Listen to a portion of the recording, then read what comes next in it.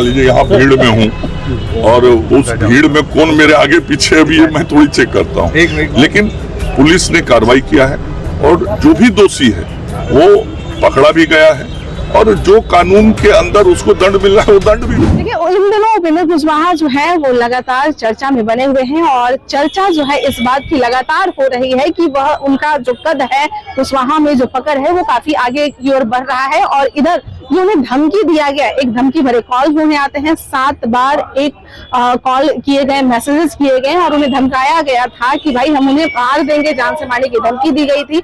और उसके बाद से फिर जब हमारी रिकॉर्डिंग हुई, जब हमने उस आदमी से, हमारे एक मीडिया के ही लोग जब बात किए तो उन्होंने सबका साथ सबका विकास और सिवान के जिला अध्यक्ष बीजेपी के नरेंद्र मोदी के उन्होंने बात की। 24 घंटे के अंदर हालांकि वह धमकाने वाला वो पकड़ा गया। एसएसपी का बाइट आता है कि भाई वो जो आदमी जो है उसने कहा है कि हम इसी पार्टी से हैं और इस पार्टी में उपेंद्र कुशवाहा का जो काम सही तरीके से नहीं हो रहा है, इसकी वजह से हम नागपुर से हैं और इसकी वजह से हमने यह काम किया है। हालांकि सिवान के जिला अध्यक्ष जो हैं उन्होंने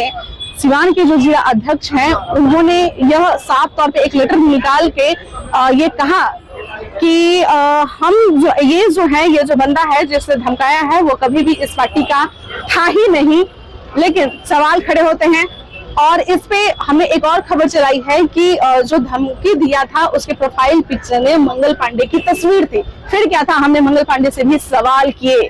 क्या सवाल करने के बाद उनके जो जवाब थी वो जवाब आप सुनिए। सर, एक सवाल है सर, उपेंद्र कुशवाहा को जो धमकी दी गई है वो जो पकड़ाया है उसके प्रोफाइल पिक्चर में आपका साथ फोटो है।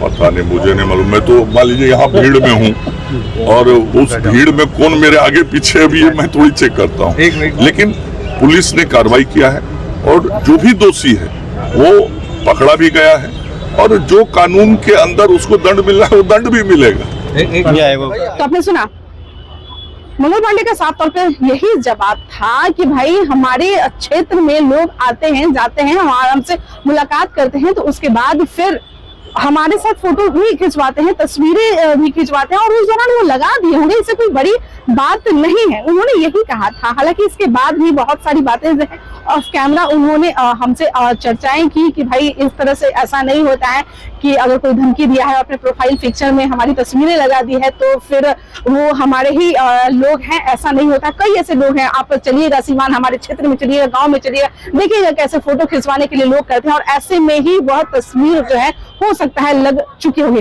लेकिन भाई सवाल तो है, सवाल तो उठेगा ही, क्योंकि जो धमकी दिया था उसने पहले कुछ और कहा, फिर पुलिस को पकड़ने के बाद फिर उसने कुछ और कहा, फिर ये नेताजी हैं उनके बयान कुछ और आ रहे हैं। तो अभी के लिए इतना ही। बने रहे बिहार टाइम्स के साथ। धन्यवाद।